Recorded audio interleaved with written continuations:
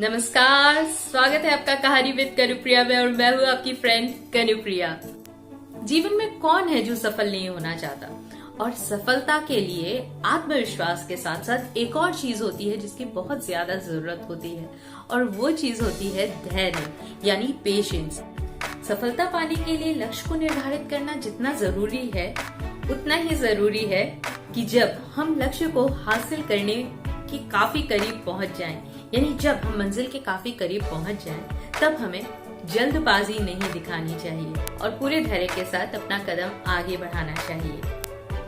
कि बहुत से लोग लक्ष्य के बहुत नजदीक पहुंचकर अक्सर धैर्य खोकर या तो वापसी कर लेते हैं और लक्ष्य से चूक जाते हैं।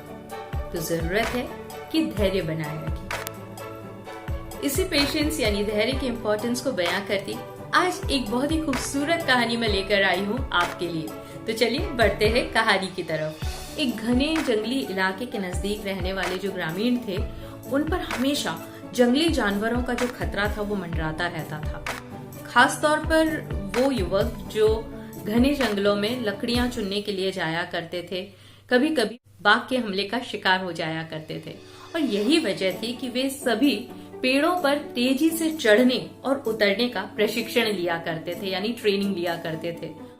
और ये जो ट्रेनिंग है यानी ये जो प्रशिक्षण है वो गांव के ही एक बुजुर्ग दिया करते थे, जो अपने समय में इस कला में पूरी तरह से पारंगत थे और महारथी माने जाते थे।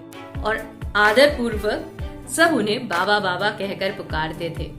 और इन बाबा के पास कई रॉयल फैमिली के जो बच्चे थे यानी राजकुमार थे, वो भी पेड़ पर चढ़ने और उतरने का प्रशिक्षण लेने आया करते थे। और ये बाबा कुछ महीनों से एक युवाओं के एक समूह को पेड़ों पर तेजी से चढ़ने और उतरने की बारीकियां समझा रहे थे, और आज उनके प्रशिक्षण का आखिरी दिन था। तो बाबा ने कहा कि आज आप सभी के प्रशिक्षण का आखिरी दिन है और मैं चाहता हूँ कि आज आप सब एक एक बार इस चिकने और लंबे पेड़ पर तेजी से चढ़कर और उतरकर मुझे दिखाएं। तो सभी युवक अपना कौशल दिखाने के लिए तैयार हो गए। पहले युवक ने तेजी से पेड़ पर चढ़ना शुरू कर दी और देखते देखते पेड़ की सबसे ऊंची शाखा पर पहुंच गया, और फिर उसने वहां से उतरना शुरू किया। और जब वो लगभग आधे से भी ज्यादा नीचे उतर आया, तब बाबा बोले, सावधान, जरा संभल कर, आराम से उतरो, कोई जल्दबाजी मत करो। और युवक सावधानी पूर्वक नीचे उतर आया।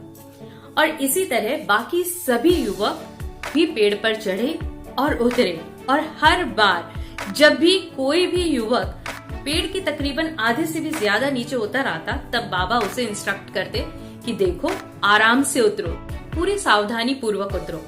और ये बात सभी युवकों को यानी जो मेंबर्स थे उस ग्रुप के, उन सबको बड़ी अजीब सी बात लगी कि पेड़ पर चढ़ना बहुत ही कठिन था और उतरना उससे भी ज्यादा कठिन था। तभी उन्हीं में से एक सदस्य ने बाबा से पूछा कि बाबा, हमें आपकी एक बात समझ में नहीं आई। आपको तो पता है कि पेड़ का सबसे कठिन हिस्सा सबसे ऊंचाई वाला हिस्सा था, जो कि बहुत ही चिकना था और बहुत ही ऊंचा था, जहाँ पे चढ़ना और उतरना दोनों ही बहुत ही कठिन था। आपने तब हमें सावधान होने के लिए नहीं कहा, और जब हम आधे से भी ज्यादा नीचे उतरकर आ गए वापस, तब आपने हमें सावधानी से धीरे धीरे धैर्य पूर्वक उतरने के लिए कहा। ऐसा क्यों? तो बाबा ने गंभीर होते हुए कहा, बेटा, ये तो हम सब जानते हैं कि ऊपर का हिस्सा सबसे ज्यादा कठिन था, इसलिए वहां पर हम खुद ही सतर्क रहते हैं। हम ही एक एक कदम फूक फूक कर रखते हैं और पूरी सावधानी बरतते हैं। लेकिन जब हम अपने लक्ष्य के समीप पहुंचने लगते हैं, तो हमें ये लक्ष्य बहुत ही सरल लगने लगता है और हमें लगता है कि बस अब तो हम पहुंच ही गए। और हम बहुत ज्यादा जोश में होते हैं और अति आत्मविश्वास में होते हैं। जैसा कि जब आप लोग पेड़ के आधे से ज्यादा नीचे उतर गए थे, तब आपको लगा कि अब तो मैंने तकरीबन जो लक्ष्य है वो मैंने अपना हासिल कर ही लिया है। और वहीं पर सबसे ज्यादा चूक होने की, सबसे ज्यादा असावधानी होने की गुंजाइश होती है। और यही कारण है कि मैंने तुम लोगों को आधा पेड़ उतर आने के बाद ही सावधान होने के लिए कहा, ताकि तुम अपनी मंजिल में पहुंचने से पहले कोई गलती ना कर बैठो। सभी युवक बाबा की बात समझ गए और अब उन्हें एक बहुत बड़ी सीख मिल चुकी थी। अक्सर सफलता पाने के लिए हम बहुत तैयारी करते हैं, बहुत मेहनत करते हैं और अपने लक्ष्य को पाने के लिए अपना तन मन धन सर्वस्व निछावर कर देते हैं।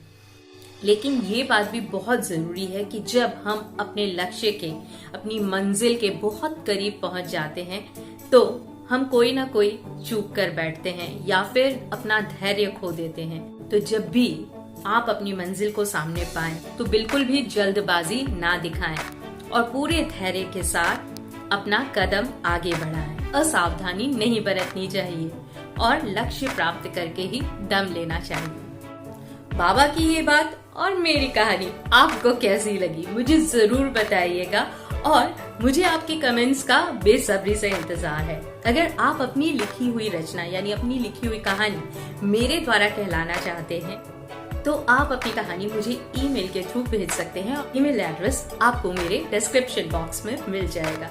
और अगर आपको मेरे वीडियोस पसंद आते हैं तो मेरे वीडियोस को लाइक कीजिए, अपने फ्रेंड्स के साथ शेयर कीजिए, मेरे चैनल को सब्सक्राइब कीजिए। जल्द ही मिलती हूँ एक और मजेदार कहानी के साथ, एक और नई सीख के साथ, सिर्फ कहानी विद कनुप्रिया में।